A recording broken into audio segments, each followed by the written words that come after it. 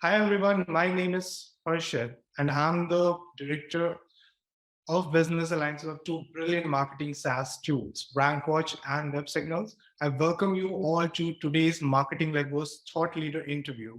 We have Ran with us today. He's the CEO of marketing agency Relequint and also CMO of an IT company named Kinetics. He's also co-founder and member of board of directors of a translation app called Globally. Ran, welcome to the show and so happy to have you today. Thanks for having me. Perfect. Ran, your journey has been so fascinating. You have so many years of experience. You started back in 1989, if I'm not wrong. I wasn't even born back then. And please tell us about your journey. You carry years of experience with you. Please tell us more about your professional career, how you got to where you are today, and a little bit about who all you have in your family, please. Okay. Really, I guess my journey begins back when I chose to be an illustrator and I went to art school, and I did take equal amount of credits in fine art as well as communication design, but I was working at the Cincinnati Art Museum library, actually in Cincinnati, Ohio, and I was following all of the design magazines and the illustration annuals and all of that work. And I actually initially, immediately following college, did some illustration work for the New York Times Book Review. But I decided that was not going to be my path because there really wasn't enough money in it. So I had built a website for my paintings and for my illustration work. And in doing that and sharing that website, this was 1995, 1997, in that area. In 1997, I started actually my first agency. It was called Metaphor Studio. And I started getting requests from businesses to help them with their website based on the website I had created for my paintings. And between those businesses and a number of arts organizations that I worked with at the time, I began a website design company. And really at that time, it was like coming in the back door because a lot of agencies could not do web yet. So I had taught myself HTML and some PHP, and I'm not a programmer by any means, but I was able to get in and make things work and actually put together e-commerce websites between 97 and 2000 quite a bit. But when I started Metaphor, one of the things that I recognized was that a lot of our clients were coming to us from the website and then asking us to do a lot of print work. Yes. So I taught myself, more of the digital design, which was still in its infancy at the time, Quark Express and programs like that. But I started hiring as well. And so the first person that I hired was actually an account manager and then a designer.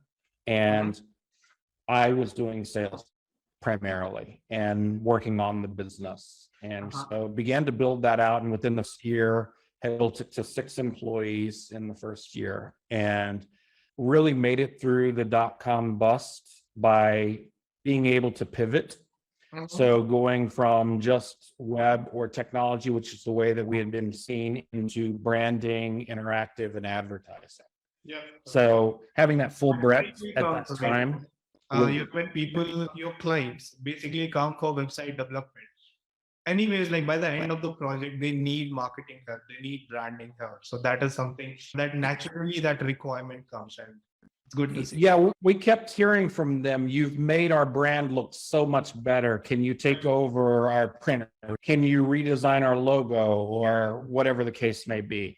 So during that, I developed a number of processes, one of them being a brand mantra workshop. And I've been facilitating brand mantra workshops ever since. We had a client, the Tom Peters Company. Tom Peters is the best-selling business author of all time. And his company actually came to us. They were based in Cincinnati at the time, and we became their agency of record. And so we helped to launch a website for them that was really in disarray. And they had already sent out a lot of direct mail to thousands and thousands of businesses that they were launching the new site on a certain date. And their previous web design company had failed, and we had to take over and clean it up. And so that built a lot of trust, and then we built the relationship out from there. But in attending some of that company's workshops, and they were doing workshops with Pfizer and Microsoft and Herman Miller, and they were doing them primarily around what they called wow projects and also culture shifts within companies. And learning from that, I developed a brand mantra workshop and the alignment that you can get among the leaders within a company to make the creative decisions then. And so we focus on the essence, the character, the identity of the brand, and getting down to one word for each of those so that there's a 3-word mantra. And it's been effective every time. I've done over 100 of these now. I've done them in the middle of the Masai Mara in Kenya. I've done them in Switzerland and all over the US. But it's been a very fun process, and getting behind the curtain with leaders and getting them to be vulnerable with you. And then also, I think, showing their own teams what they're thinking. There's always some epiphany that happens during that process. So with Metaphor, I ran that for 12 years and built it up to 8 million in capitalized billings. And really, that company was from advertising to interactive to brand identity and PR. We were doing all of the things, and I had directors in each area of that with a number of Fortune 500 clients, and it was a good agency. I sold that agency in 2009 to Leapfrog Interactive, which is now just Leap, out of Louisville, Kentucky. They were a larger agency, and they were looking to come into the Cincinnati market. So then I worked on my own. After working with them for a year, I worked on my own for 3 years as Allegory. And I was working primarily just as a consultant, not doing the execution. And I had an assistant, so doing a lot of workshops around personas and scenarios, the brand mantra workshop, and then following through the execution and consulting with clients. And that led to quite a bit of travel. And let's see, during that time, one of my clients had actually approached me about running one of their companies. And I had no interest in becoming an employee, but I did come on as CEO and a partner of the company. And I was able to, with a great team there, grow that 500% in 18 months. So it went from losing money when I came on to actually being very much in the positive standpoint. And I held that company. What's that? Do you mind sharing the name of the company? Oh, sure. The name is Clarity, Clariti. And with Clarity, that was really my introduction to HubSpot. And I had heard of HubSpot, but I thought they were just a content engine at the time. And this was 2012, 2013. So Please use for HubSpot as well. Yes. So as software tools, I wasn't that familiar. And then I started looking into what people were doing. And at the time, HubSpot in 2012, 2013, they were really selling to mom and pops, is what was their focus. And they hadn't yet shifted to recognizing their partners yet. What I recognized immediately about it was mom and pops were not going to know what to do with the software, because what Dharmesh Shah had created really was for advanced marketers, the way advanced marketers think. And mom and pops don't have that training. They've just not done that before. They don't have that experience. As we began to become a HubSpot partner and go to the partner days in Boston, and that what I recognized was the opportunity for us to really lead as a HubSpot partner and show others what to do with this. And thankfully, HubSpot was of the same mind at the same time, and they started giving us more and more tools that were specific to the way that an agency might run. And in the trainings as well were excellent. They really shifted quickly and, in my opinion, did an excellent job of building a partner program. So we have become really loyal to the HubSpot way. And I left Clarity in 2015. There was a falling out with my business partner. But at any rate, I started Relequint that year. And I vetted actually Marketo and Pardot and was looking at a number of other software. And this is 2015.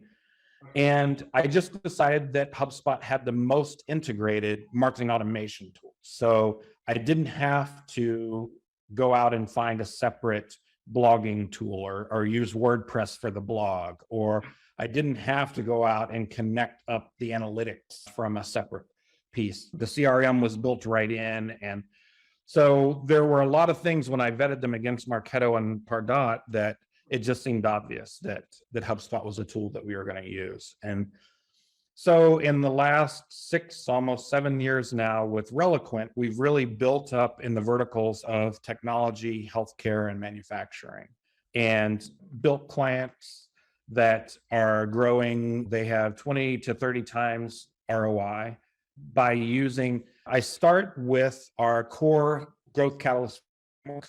And I don't know if, I think you have some questions around that, but ultimately that has evolved from my work in the past, just really looking at, okay, there are all these activities that we can do. Yeah. Which ones really make an impact? And there are some that you maintain because of the visibility and the thought leadership and the brand presence, even if you're not getting the conversions. Like there isn't a ton of B2B conversion out of social media in general. We can do more ABM work within like a LinkedIn, but that's ABM. It's not really social that's happening there. That's really where the Growth Catalyst framework came from. It's identifying that there is a hub and spoke, and we focus a quarterly campaign around a particular pain point for a person, and develop advanced content, which obviously means that there's got to be a call to action, a landing page, a thank you page, all of that tied into that package.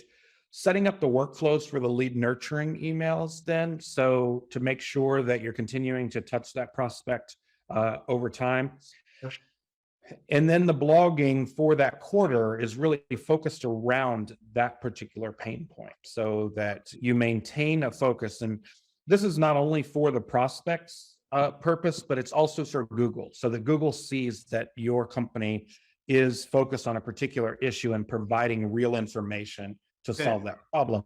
You start to see quality over a topic mainly. You pillar page concept and the secondary page concept. Like yes. Yeah. So all of that SEO work that you're doing with that content is serving really two masters. One being the digital footprint and the brand visibility, but then the other being the technical SEO. You're actually having all of that content register and your ranking is going up. And we've been able to overcome a number of competitors to clients by really loading heavy on the front end and doing 2 blogs a week. So doing 8 blogs a month for that client and really seeing quick results. Typically, we only promise clients that within 3 to 4 months, the content's going to get indexed and you're going to start to see that hockey stick start to happen.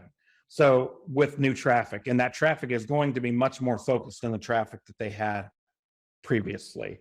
I'll even tell them sometimes we may lose some of that traffic that had nothing to offer you, that really was not a good target. And if our general traffic goes down, but our number of contacts goes up, I'm fine with that. Yeah, totally fine. and the client will be still happy because you're delivering more quality leads with less traffic. Traffic is a secondary matrix when it comes to leads. Yeah. I think it doesn't focus on leads first. Yeah, and a lot of that is really writing content that's very relevant to the prospect, so that you start to weed out the other people who aren't really at that level and able to understand that content. So, it's quite fascinating. Are there any other frameworks that you've worked on over period? And what are the general service offerings of your agency? Let's talk a bit more about that. our 3 big buckets are marketing automation, so working within HubSpot, setting that up. We do have clients on Pardot and Marketo, but we definitely prefer HubSpot just because there's less manual work involved, and we have to charge more if you're going to use the other platforms. But that marketing automation, setting up those automated workflows, setting up all the lead nurturing, and taking a lot of times taking what they've got, even if they've been on HubSpot, and correcting things. That is a lot of the work that we do when we come in, and then we put in a structure. And that's what most of the CMOs that we work with are most interested in, is the fact that we have chosen specific channels that work, and we have a structure to it. Based upon that, we are giving them a way to put a structure in that they start to see working pretty quickly, and then they can start to tweak. And we help them to tweak by identifying what works, making that repeatable and scalable, and then beginning to drop off things that aren't resonating with that prospect. Yeah, so that's the marketing automation. Thought leadership is really around visibility. It's around making sure that the right story is being told in the right places. So getting their narrative inserted, but also positioning them as the expert so that they become the go-to. And that involves even reaching out to journalists. It involves a number of PR tactics. I definitely don't consider ourselves a PR agency, but from a content creation perspective and an inbound perspective, the thought leadership piece, we understand how to increase the digital footprint for the client with also a funnel structure behind it. So then setting up as much automation as possible for sales enablement and connecting up each level of the funnel for it. I used to lead with this, but now with a lot of the clients that we have, they have separate agencies to do their branding, but we still do brand messaging for our B2B clients and really helping them to develop a brand platform if they don't have one yet. A lot of them, they don't have their messages distilled down into digestible language. So the exercises that we take them through are, of course, my brand mantra workshop, but in addition, we build a brand manual that is very clear speak on who we are, how we think, what we do, how we do it, who we do it for, and what we sell.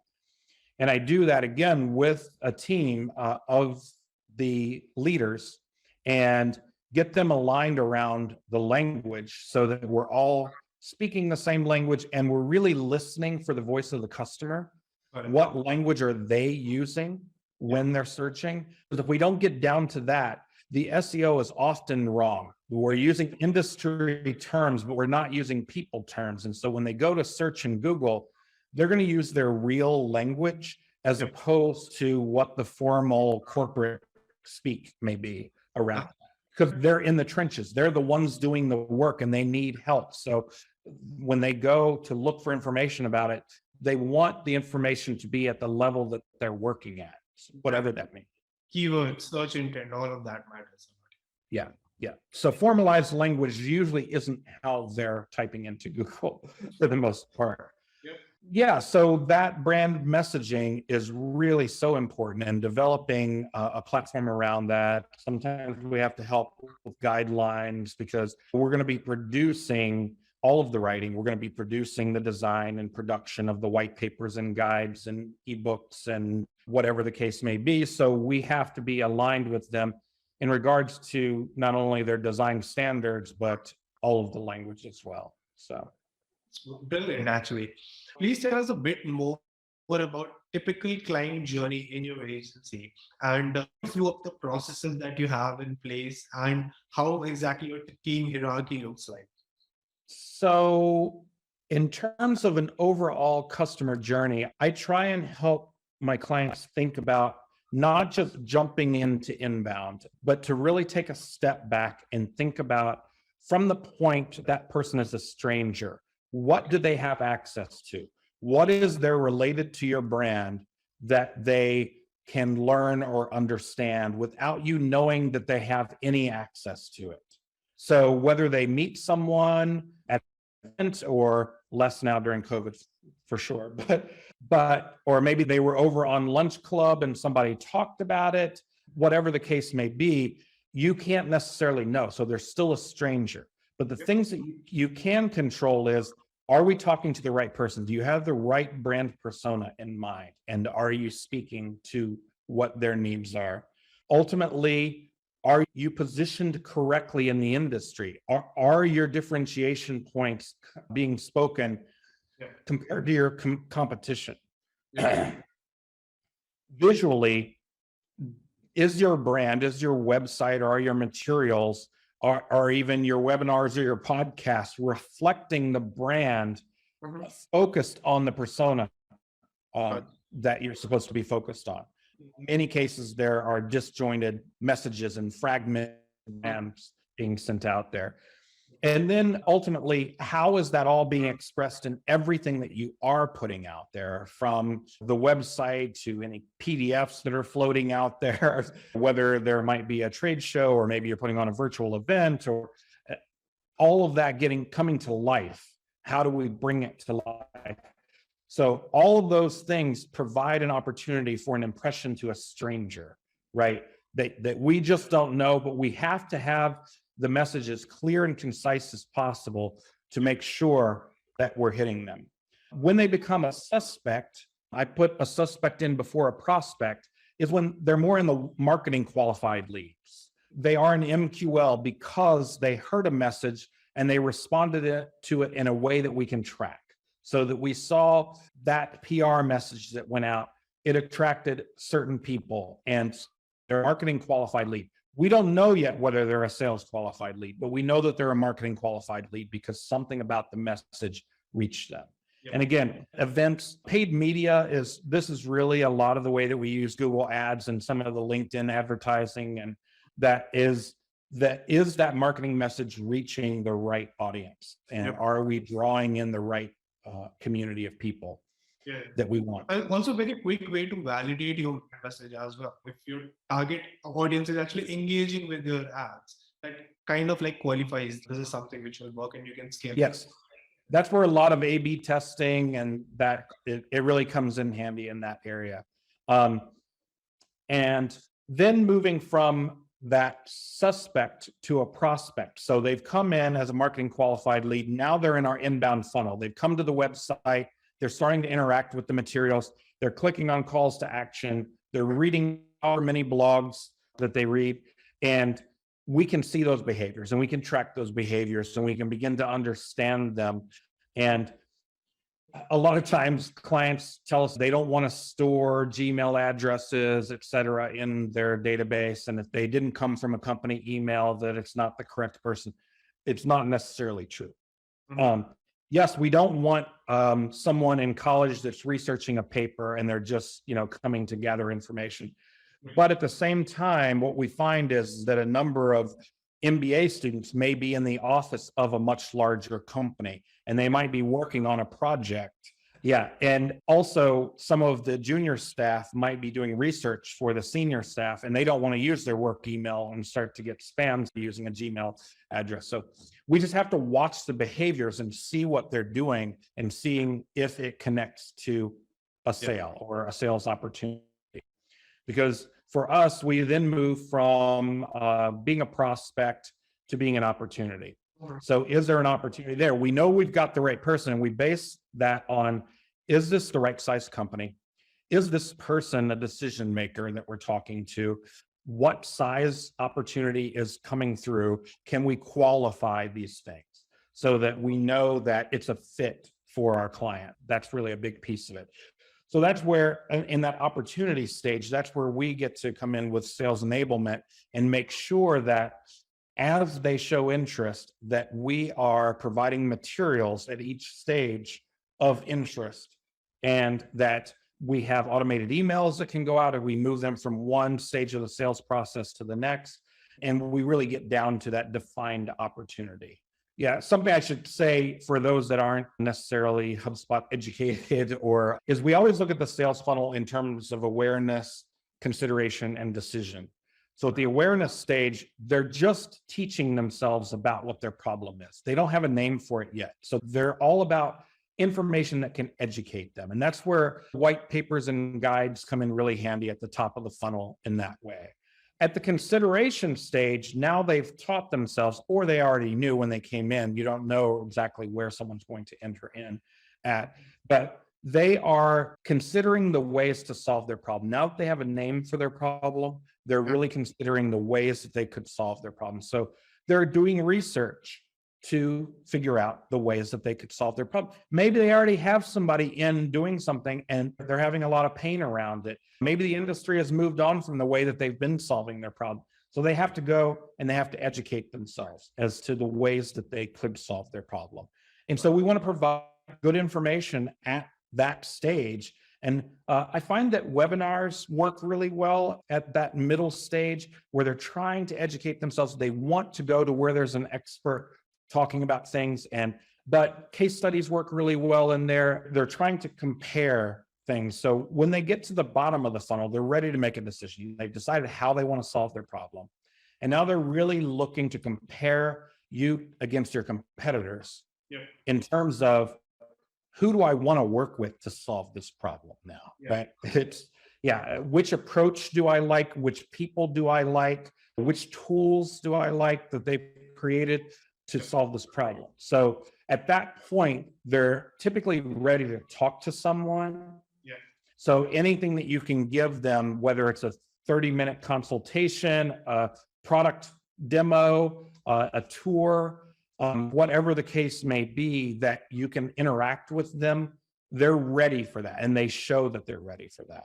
And a lot of what we find is that you never know where the prospect is in their journey when they first arrive. So having the ability for them to fill out a form that they have less pressure of a salesperson contacting them. They can talk via email. Having an 800 number.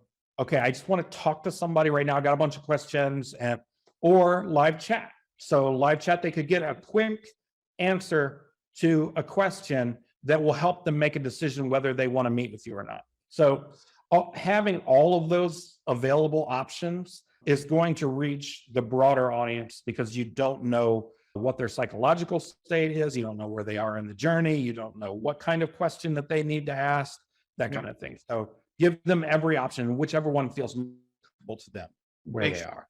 Makes sense.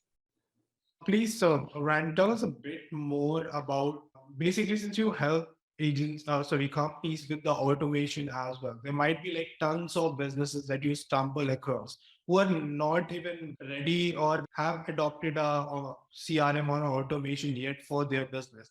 How do you go about basically helping them out to which program they should ideally invest in, and how exactly your process look like? Okay, every company has different issues, right? So there is no one size fits all. No matter what anybody tells you, they're lying. It's just, everybody is in a different place, and they have different tools. They have different requirements based upon the company that they've arrived in. We work with a lot of executives that are coming new, and they're looking to establish a structure that was never there before. And obviously they're focused on ROI, because they have to get a return on what they're doing.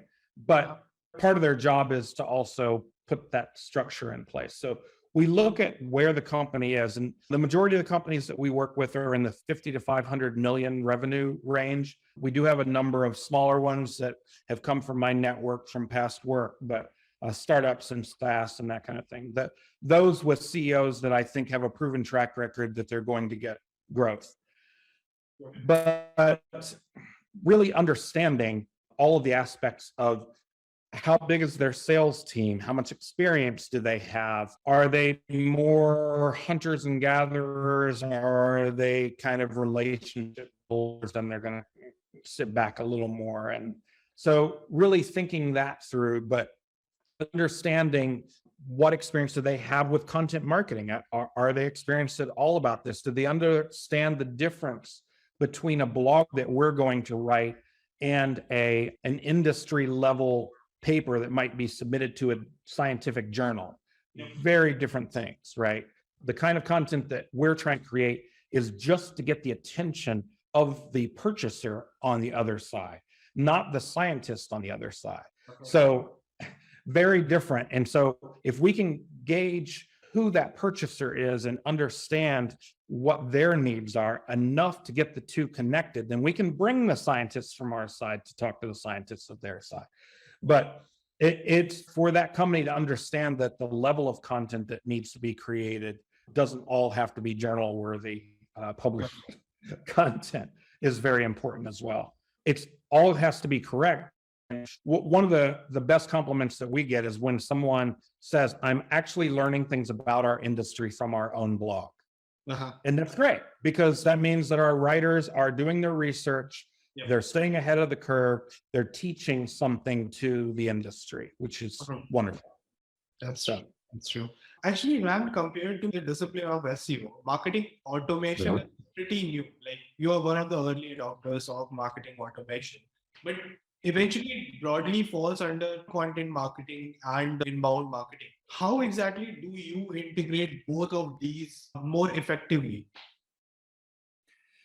So it's in most cases, it's not an either or, it's a both and. It's not that you can do inbound and not outbound, like you're just going to sit back and there are going to be contacts rolling in. Yep. You really do have to do all the things. And I think it's hard for a lot of people to understand. I think of CMOs today as being in a tunnel and there's all of this traffic rushing past them. And they can see a light at the end of the tunnel, but they can't get there. And that's what I think that establishing a structure and beginning to make choices around each of the disciplines really makes the most sense. You know, the marketing automation, the content marketing, the outbound campaigns, but then getting into conversion rate optimization. So once you have conversions happening, how can we learn from those and really getting the visitors to convert at the rate that you want them to? Sales enablement is something else that I think a lot of people are still catching up from a digital perspective, how to really put that in place. And account-based marketing has come in as being one of the most effective B2B transactions. When you've got transactions that are 100,000 to 3 million on average for companies, the account-based approach seems to be working best. A lot of the personalization that comes with account-based marketing, where the client list that you want, or maybe you're working with one division within that client and you want to work with all of the divisions. So really personalizing that outreach rather than just setting up robo direct mails or that kind of thing. It makes a lot more sense because you're not just casting a wide net and hoping for what's coming, exactly who you want to add to your roster. So using account-based marketing makes a ton of sense in that case. But still having a structure to your inbound and having the sales funnel structured on your website so that as they come in, they have a place to go and you can track where they went from that initial outreach. Obviously, SEO plays a huge role in everything that we do, and we're writing for it in many cases, but we never write content that is just keyword laden. We're writing real responses to real problems. One of the main things. Keywords is something that you utilize more, basically, right? Yes.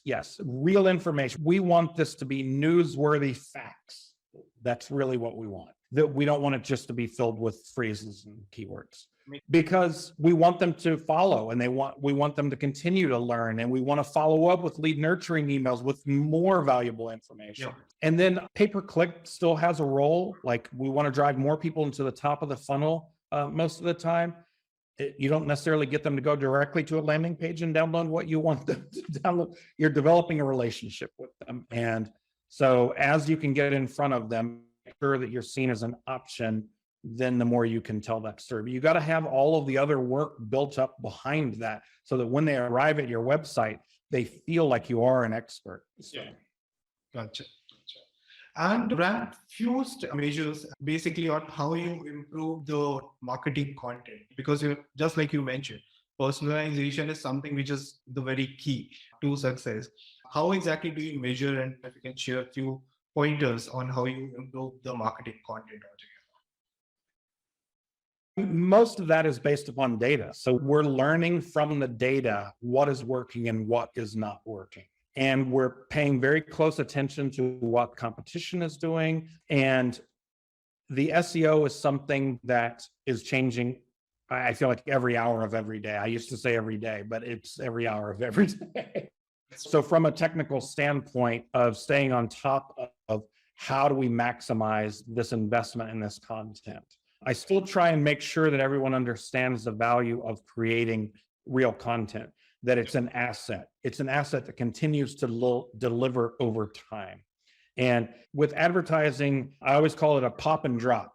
That ad went out and you paid for that long and then it dropped. The content you created, you may get leads coming from a 2 or 3 year old blog because what they were searching for, you popped up in Google and then they came in on that blog, but then they started to look at everything else. Yeah. So it really is an asset. And so I creating more content really is still better right now. Good to know. And please share a little bit more, maybe one of your most successful case study when it comes to be growth marketing altogether, and maybe a few metrics on how you measured it, and that which on the basis of what you basically say that this is the successful campaign.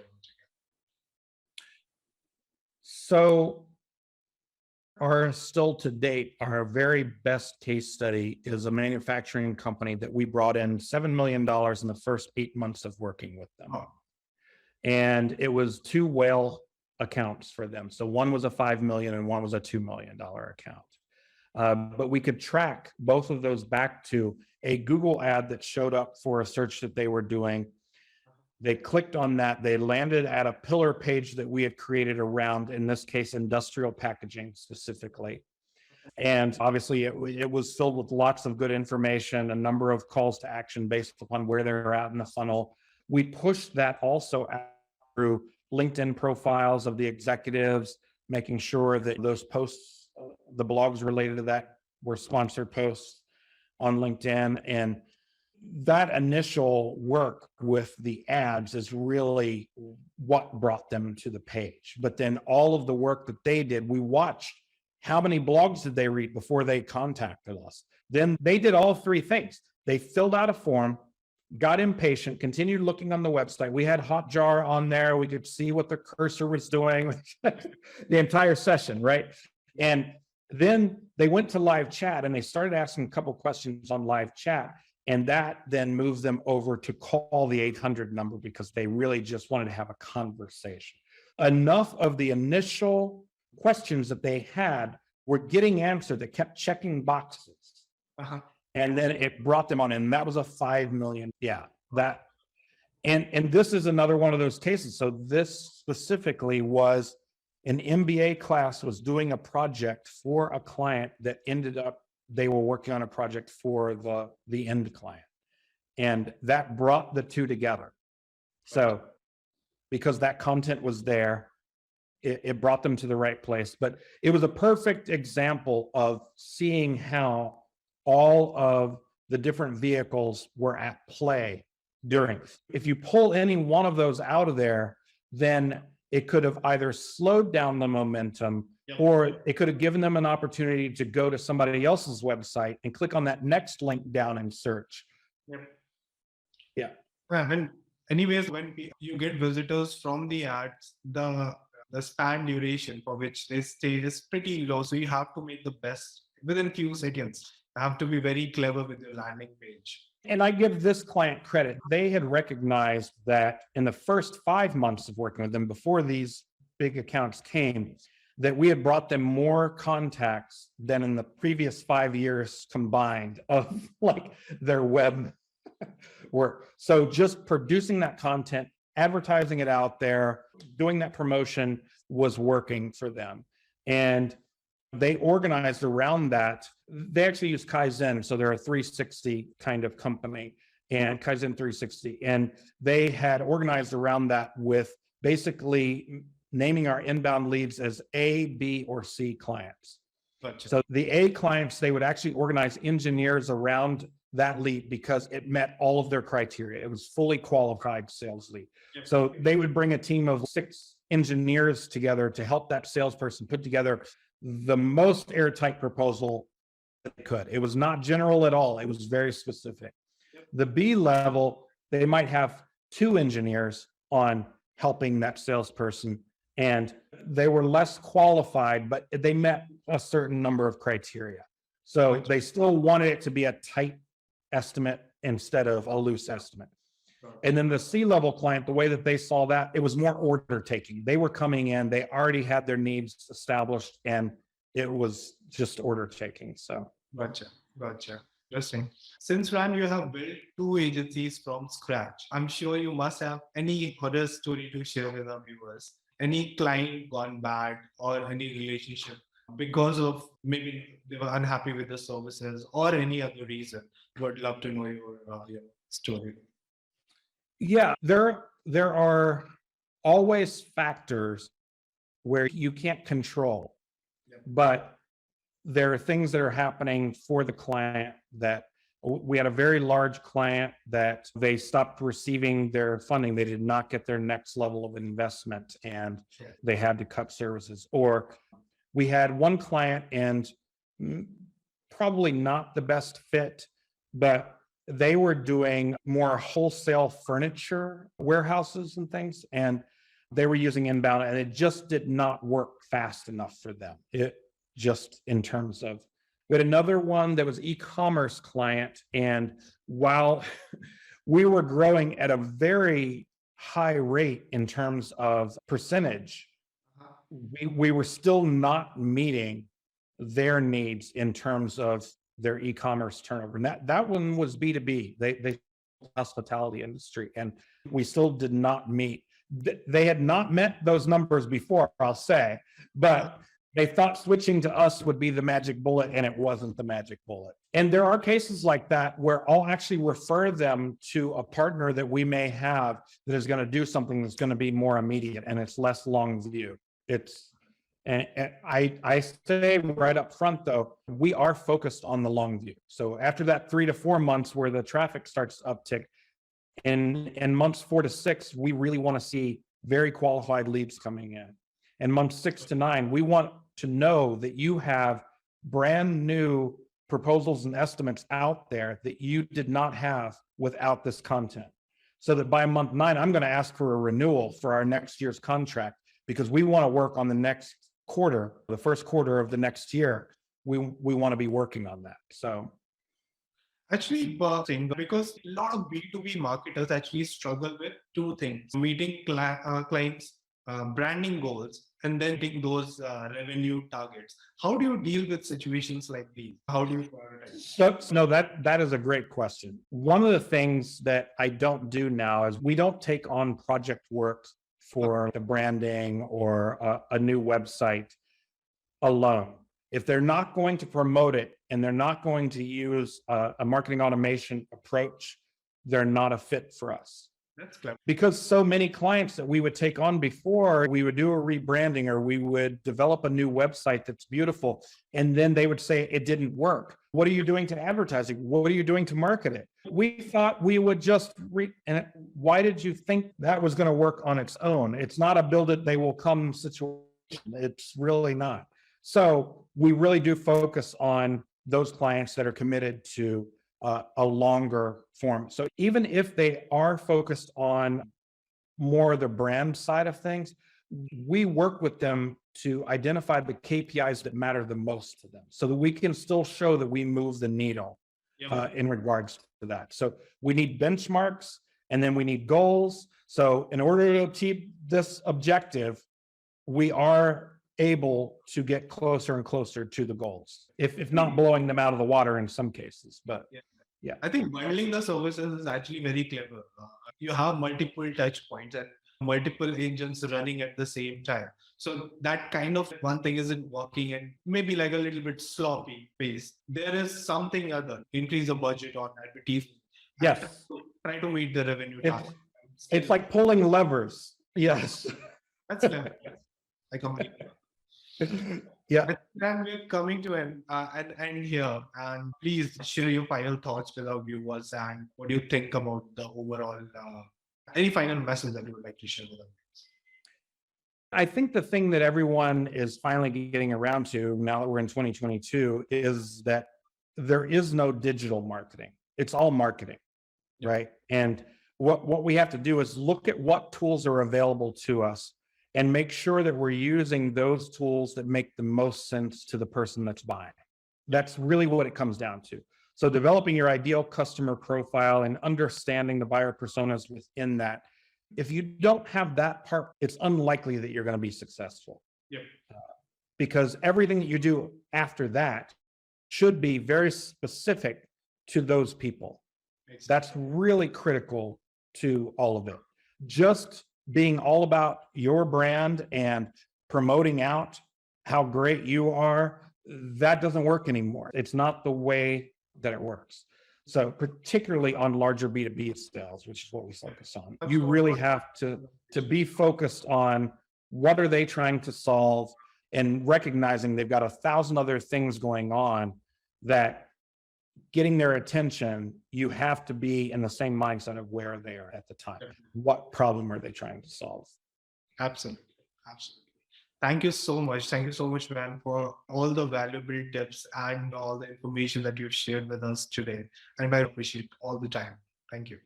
Great. Thank you so much. I enjoyed it.